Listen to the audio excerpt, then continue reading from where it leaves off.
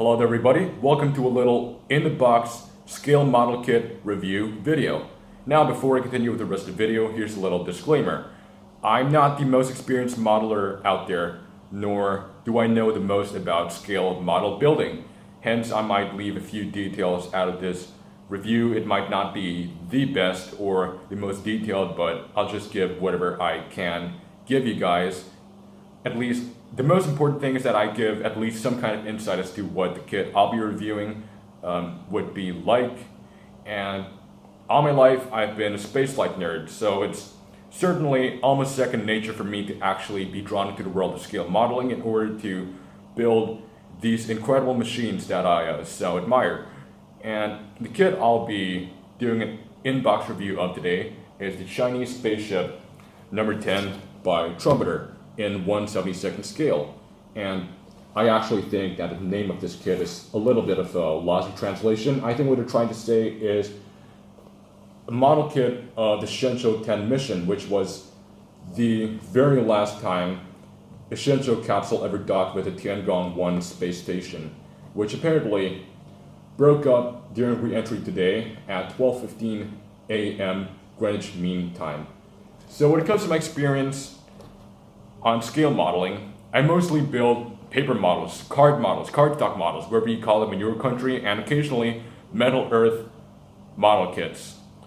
And I kind of do avoid plastic models because most of these involve painting, and I just really suck to my hands when it comes to painting, and that is why I tend to avoid plastic models. However, this one over here, it catches my eye because the box says that it is a pre-painted model, and this means that minimal or no painting is involved during the construction of this kit. Hence, I decided to pick it up. And for the record, the shop where I got this from, it's a very nice little store in Berlin. It's called Berliner 10 Figuren. It is absolutely one of the best scale model kit stores I've ever seen in my entire life. It looks pretty small at first, but once you walk in the store, everything is just completely packed with scale models from floor to ceiling. I'll give a link in the description below to their website, to their web store, so you can go check them out. And if you're around the Berlin area, please do visit them. It's a really nice store that mainly specializes in military and aviation kits. And now for the actual in-box review. So like I said, lost in translation, I think what they're really trying to say is Shenzhou 10 docked with Tiangong-1. And when constructed, the whole thing will be about 261 millimeters in length and 286 millimeters in width, and parts, there are over 60 parts.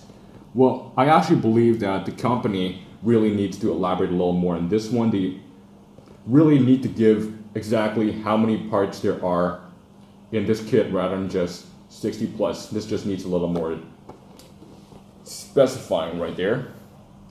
And on the sides of the box, it is a relatively very long and quite thin of a box, and this is a vector graphic of what the completed constructed model would look like, and this is what the decal sheet looks like. It gives insights to buyers in order to know what to expect for the application for the decal sheets to be applied. Right up here is the vector graphic again, and these are pictures of what the constructed model is expected to look like. And the main box art of this particular kit is a picture of the completed model and not a picture of the actual shots of Tiangong-1 and Shenzhou 10 over an artistic rendered image of the Earth and the stars, which apparently doesn't look much like the Earth as seen from space to me. It looks more like viewing the Earth below from the stratosphere or whatever. A relatively low altitude compared to space itself. And now opening the box up, a promotional leaflet for their other products as well as some tools from their company. More ads, their product catalog. And here's the instructional guide for constructing the model itself. There are instructions in English and in Chinese.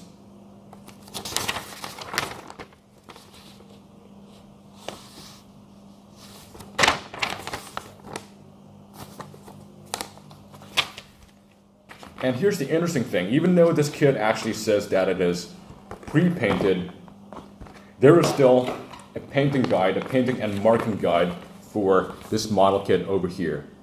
I actually think, and well, it's kind of true that this model kit is not the most accurately painted. For example, over here when you have the different parts, such as the orbital module the descent module of the Shenzhou spacecraft, it's black.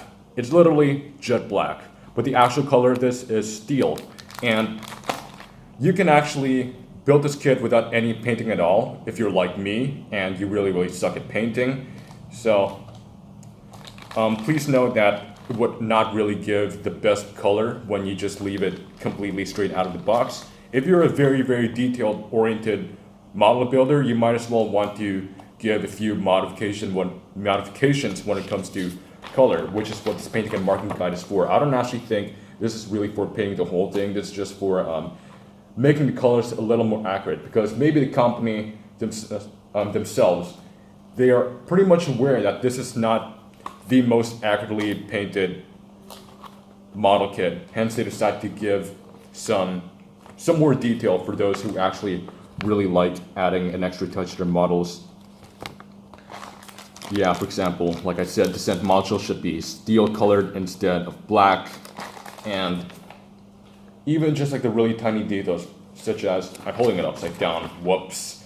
Such as this portion over here should be painted a little bit red on the orbital module, for example. And now when it comes to the kit itself, the portion of the kit itself, the parts, I believe, they're separated in a fair kind of manner. You see, the Shenzhou capsule itself is divided into the orbital module right here. This is the descent module, and this is the service module. And the parts that connect the modules together with the space station itself is included in this sprue over here. I believe this is actually the connector, the adapter for it. I'm not entirely sure. And these appear to be the engine ports for the service module of the Shenzhou 10. Now this is just one sprue in this plastic bag, excuse me, and two more sprues molded in metallic silver in one plastic bag. These are for the engine bills and nozzles. And what do you know? They do include some taikonauts over here, which are seriously off scale. Well, it's a really nice addition, but I don't really think it's super necessary because they're completely out of proportion compared to the rest of the spacecraft. And here are two more ultra-colored sprues for the solar panels, and two more for more solar panels. So this makes 4, 5, 6, 7, 8 sprues, plus another bag of 2 bags of taikonaut parts, separate bags for orbital module, Shenzhou, descent module, service module, and for the Tiangong-1 space station itself.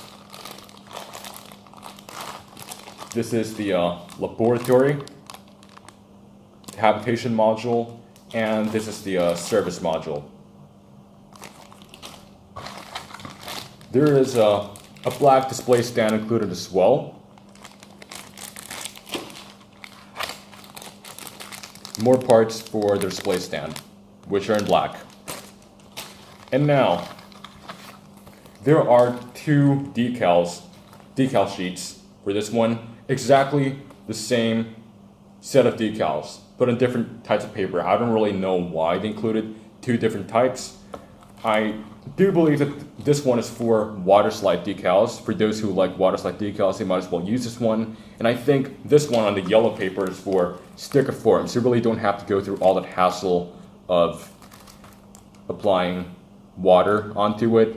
But I really don't know why they included two sets of the exact same decals on two different types of paper. So this is my overall retrospective on the in-box model kit review, and oh yeah, I don't exactly know whether the parts are really accurately constructed. Overall, it appears to be in decent shape, and I don't really think there needs to be much modifications on the parts themselves, but I've actually read in some forum that the wiring between the orbital and service modules of the Shenzhou itself isn't a little too accurate. However, please do know that there are not many reference photos of the Chinese spacecraft in orbit out there, so you might have a hard time actually making modifications to the kit unless you seriously dig through some archives. But so far, I haven't really been able to find some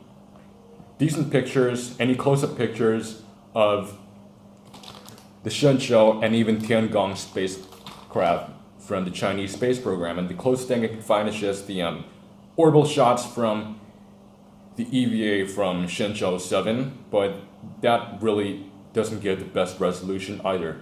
So my overall verdict on what this kit would appear to look like, it would look overall decent if you decide to just build it unpainted, but for those of you who love extra detail, you just really need to give some slight modifications in color.